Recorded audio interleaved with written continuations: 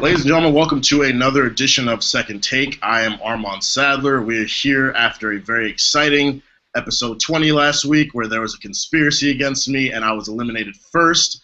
Still very salty about it. Ron, I hope you're watching this. I don't like you.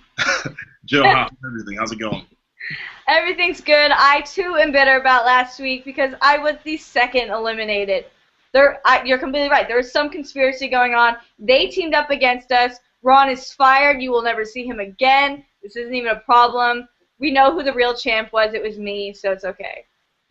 Obviously. All right, let's get into these sports because there's a lot going on. So just to talk about some baseball first, Bryce Harper, we talked about him several weeks ago. He was supposed to be out for a while. He had his rehab game a couple days ago. Very recently, he hit 3 home runs. Pretty exciting. He's one of my favorite baseball players, so I'm hoping he can come back soon. Nationals could definitely use him. Oakland Athletics, they're playing phenomenal baseball. They are the best team in baseball right now with a 50-30 record, something that you haven't seen them do in a very long time. Historically, they haven't been all that great, but they've really been stepping it up, and they're looking like a favorite to go to the World Series. So we'll see. But baseball, it's exciting, but there's a lot more going on. The NBA is crazy right now. We've got Jason Kidd going to talk to the Milwaukee Bucks. We know that he coached the Brooklyn Nets this year just after retiring last season. There was some skepticism on his coaching abilities. Some people thought he'd be a good coach because he was a great player. Some people didn't think he would be a good coach. The Brooklyn Nets made it to the second round of the NBA playoffs. They had to play the Miami Heat. You know how that goes. They played them well, but ultimately they were eliminated. The Bucks picked up a nice draft pick. We'll talk about that later. So perhaps that's a place Jason Kidd wants to go coach. He has a lot of history with the Nets, though, so I'm not entirely sure the Nets will want to let go of him. I would wait it out, see how the Nets can do next season with all the speculation about what Miami's going to do. Perhaps another team in the East can rise, but we will get into that a little bit later. We got the Dallas Mavericks making some very interesting moves. They recently acquired Tyson Chandler and Raymond Felton. They let go of starting point guard Jose Calderon, Wayne Ellington, rookie Shane Larkin, and their starting center Samuel Dalembert.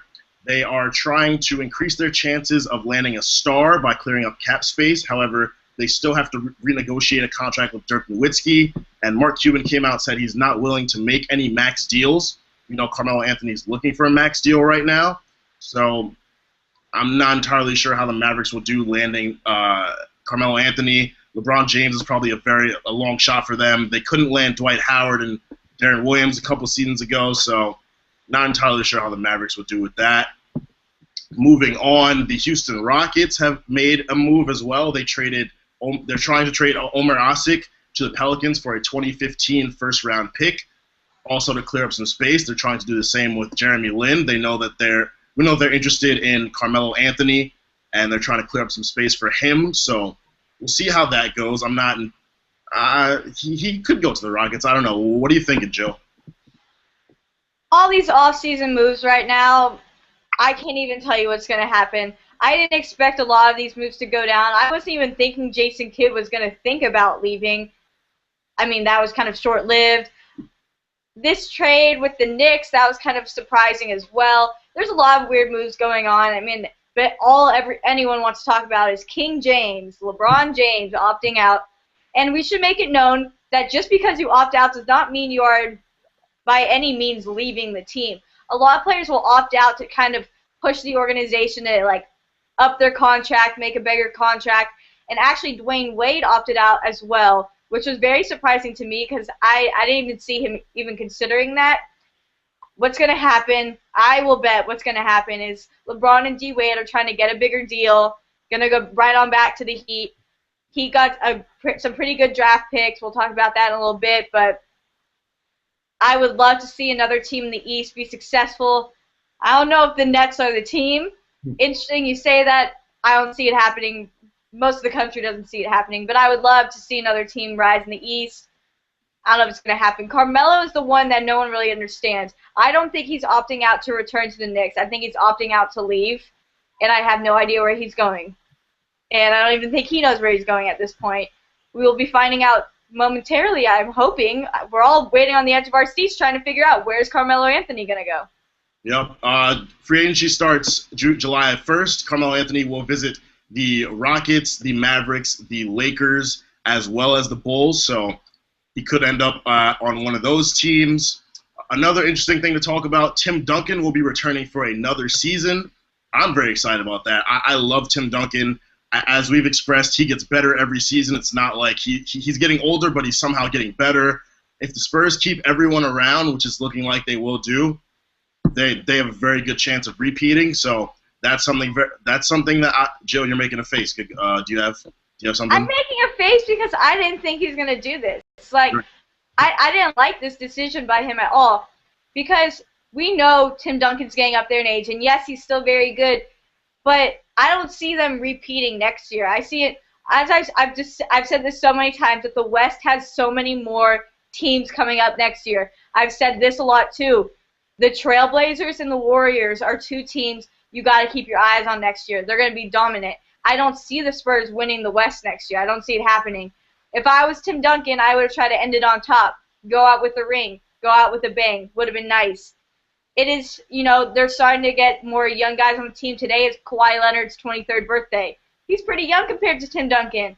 So I didn't like this decision by him. I was kind of hoping all the old guys on the team would kind of just like leave all together. It'd be like a cute little, we won a championship and now we all go.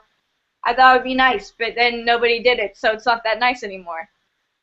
That's what I would have done if I was Tim Duncan. I understand him wanting to stay, but you never want to be that old guy who doesn't give it up, No, I understand. I was very surprised that he re-signed with them. It was pretty shocking. I figured he would get his 5th ring, leave, as would Popovich and possibly Ginobili. Mm-hmm. But he wants to stick around. He loves the game of basketball. And you're right. There are a lot of teams in the West to watch out for. A lot of teams that are getting better every season. But the thing about the Spurs is that they're improving and they get better every season as well. Their ball movement and just the way they play, it's not going to go away because they're just so fundamental.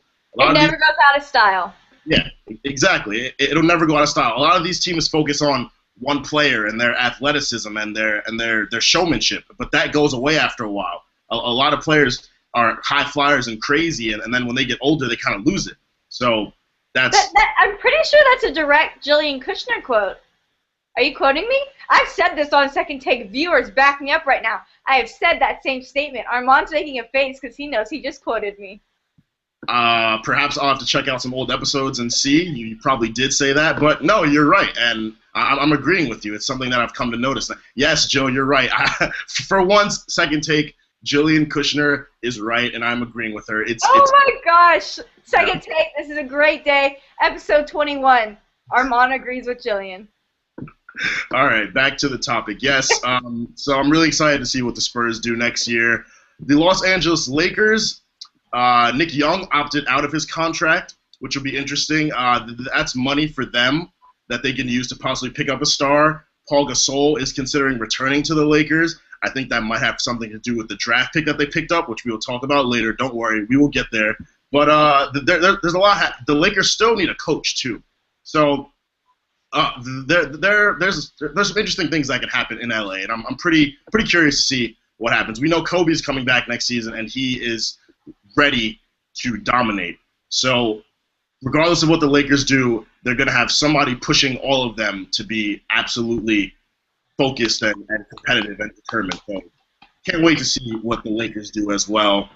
And now to go further with the Miami Heat, yes, LeBron James has opted for early termination.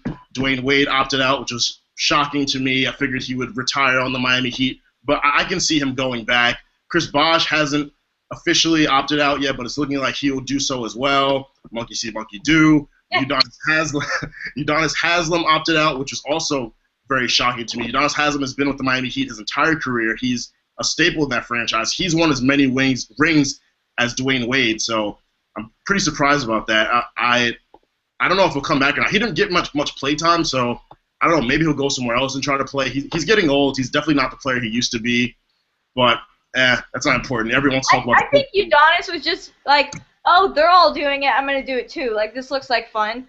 It's honestly a domino effect. Like, if LeBron hadn't opted out, would D. Wade? Absolutely not. Yeah. Absolutely not. I agree with you. I think Udonis Haslem might be looking for some more money himself.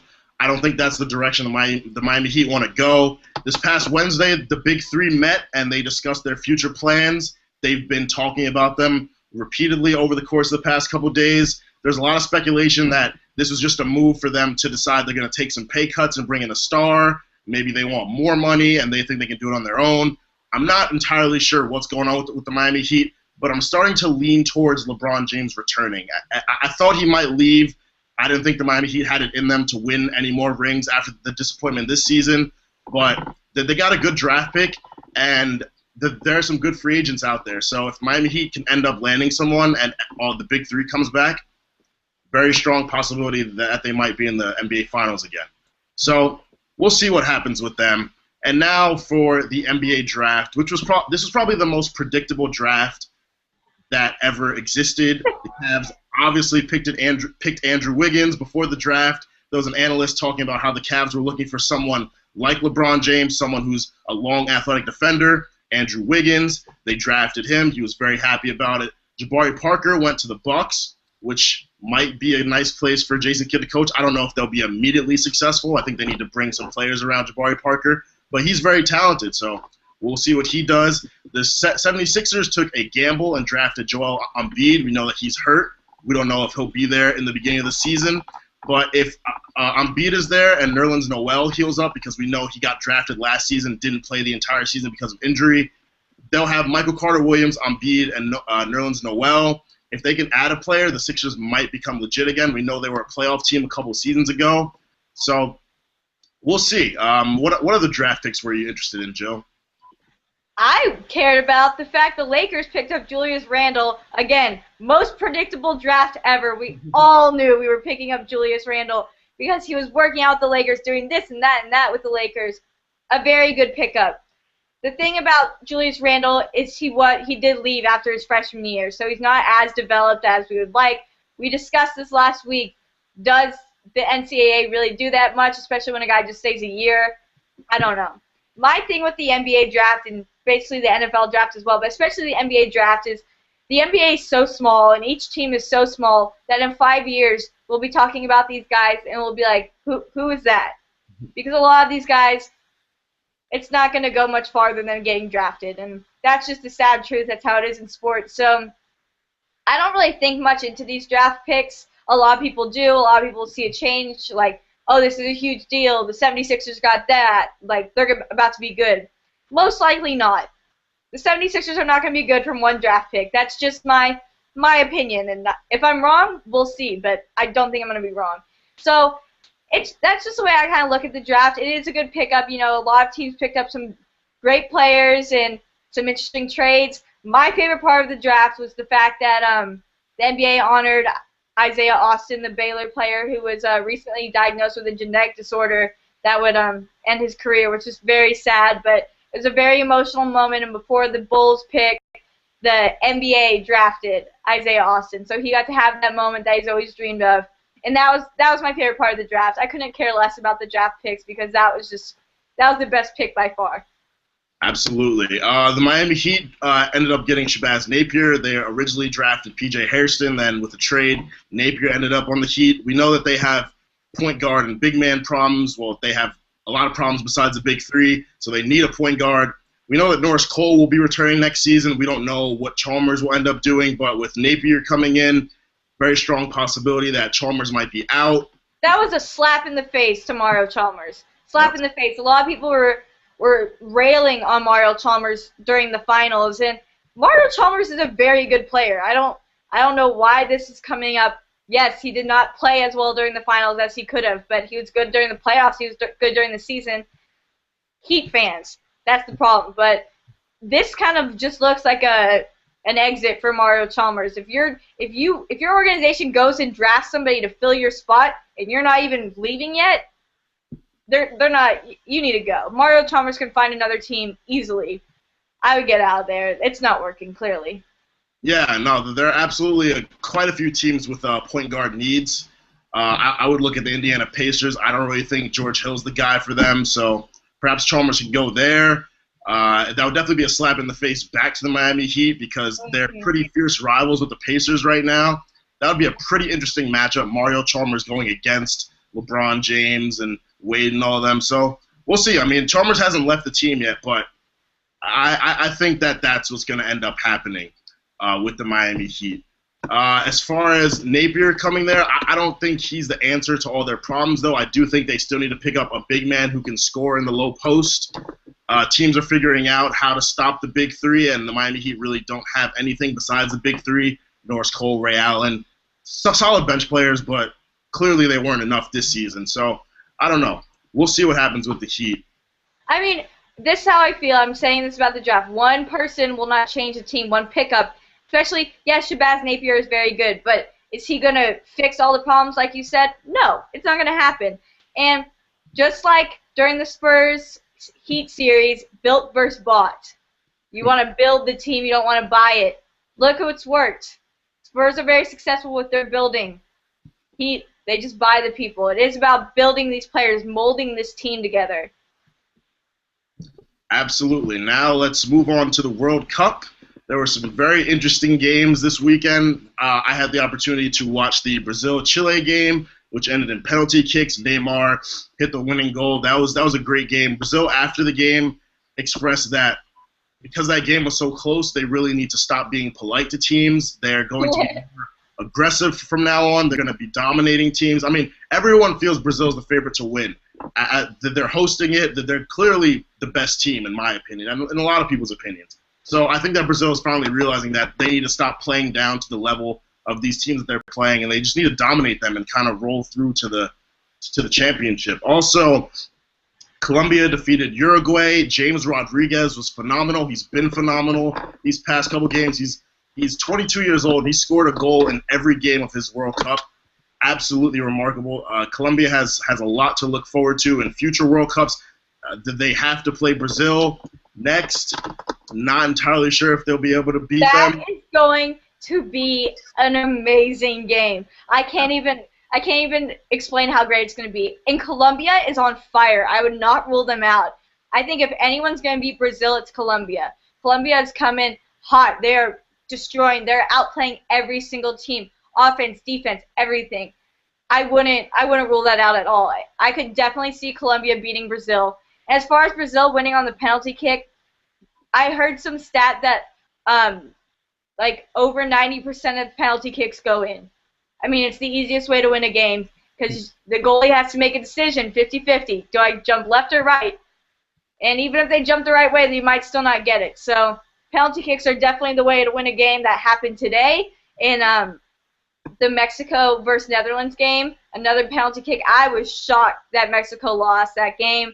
A lot of people are saying the penalty kick was off of a play that was a flop, this and that and whatever. Everybody's going to disagree with something. But penalty kicks are really coming in hot in this World Cup. We're in the elimination round.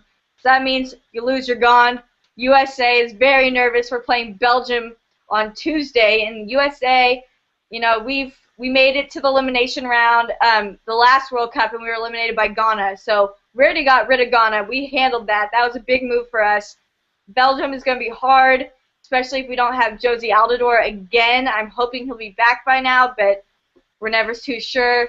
USA can definitely beat them, and I believe that we will win. Yeah, I agree. I mean, it's always go USA. You got to support your country. Currently, Costa Rica and Greece are playing. Not sure who's going to win that. I'm going to have to go with Costa Rica, firing a shot at my friend Bobby, who's Greek. Greece might lose that. Ooh, I don't know. Greece has been pretty impressive so far. I don't see them going much farther than the next round, but they could definitely beat Costa Rica. I don't think that would be that much of a problem. But, again, anything can happen in this World Cup. We've seen some crazy stuff. Everybody's upset that Mexico lost because we all loved Guillermo Ochoa, the Mexican goalie, who stops anything and everything from getting in except for 2 goals today. And one of those was a penalty kick, like I just discussed. But very unlike Ochoa to let a goal in. But it happened. Mexico's out. Hopes are crushed. Dreams are crushed. And I'm just hoping this isn't us on Tuesday because it would be something special for the USA to make it this far. What was the stat? When was the last time we made it past the elimination round? USA's last time making it past the elimination round was 2002 quarterfinals. And then before that? 1930 semifinals. You see, it's been a little while. So this is the time. It's been close to 100 years since we made it to the semifinals. Yeah. The USA's got some work to do, but we always have faith in our country. The World Cup's been very interesting. This is my first opportunity actually watching it very closely. The past couple World Cups, I've watched a couple games, but this year I've really been into it, and soccer's exciting. I never really gave it a chance, but soccer's actually very exciting. I really like the team celebrations when they score a goal. I think Colombia has the best celebrations. I believe Ghana had a really good one too, but Ghana's out. Colombia has some fun ones. Everybody loves to see that. The celebrations are the best part. They're sliding on the grass. That has to be painful, but I guess when you're that happy, you don't even care. Absolutely, yeah. It's great to just see the passion of all these players playing for their countries. It's more than soccer. It's country pride. It's exciting. And I mean, honestly, I wish I could play in the World Cup. It would never happen. I'm not a soccer player. I'm pretty bad at it. But it would definitely be a dream to travel to Brazil and play with a bunch of my countrymen. But yeah, overall, World Cup's been very exciting. One thing we forgot to talk about with the NBA draft: the Boston Celtics drafted James Young from Kentucky, the point guard. And a lot of people are speculating about if that means Rajon Rondo is out. We know that Rajon Rondo's had many issues in that organization. He's got a pretty bad attitude. He's a great player, obviously, a great asset to have, but teams don't really want to deal with a guy who's selfish and immature. So I don't know. If Rajon Rondo ends up leaving, that's another great free agent for teams to look into. So it'll be very interesting to see what the Celtics do. If they do try to keep him around, they have Avery Bradley at the 2. I don't think they would move James Young there. I don't really know what the Celtics want to do with James Young, maybe backup point guard, but I don't think they're very happy with Rondo, so I don't know. I saw something that this could be the end of Avery Bradley. He is a free agent, and they saw this could be the termination of him, this draft pick.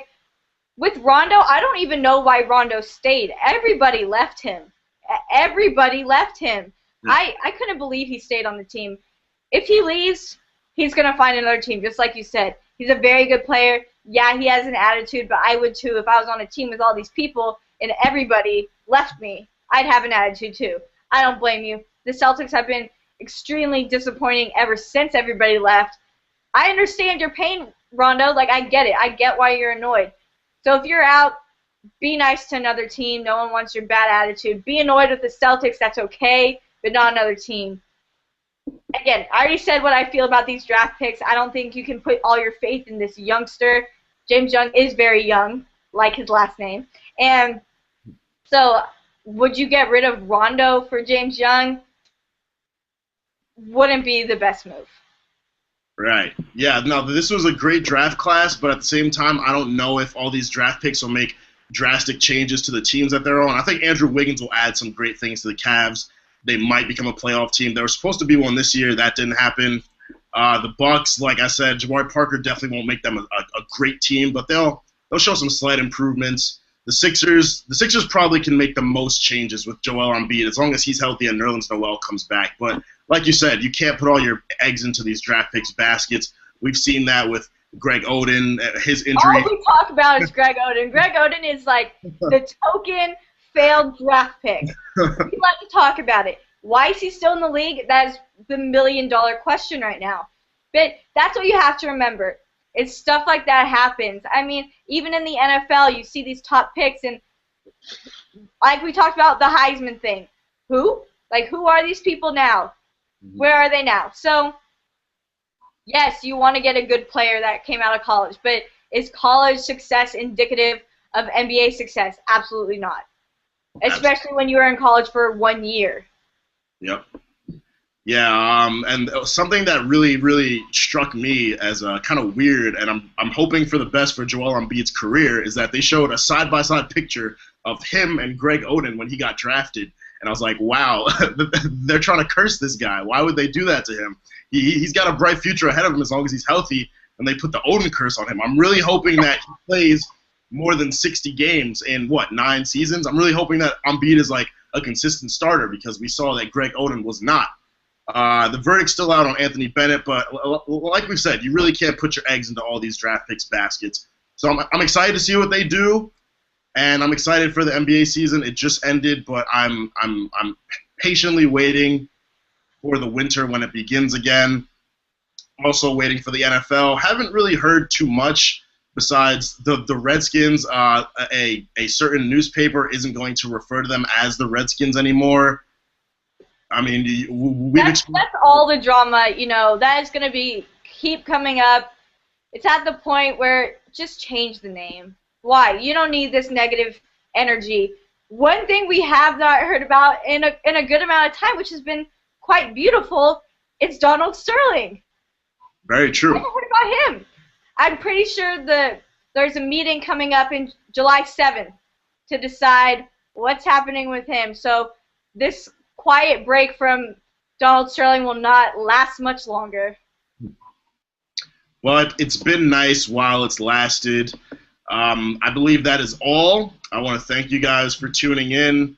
Next week we'll be back. It's looking like Second Take will be a Sunday thing, so clear up your afternoons because there's really nothing better to be doing with your afternoon on Sunday than watching Jill and I talk sports.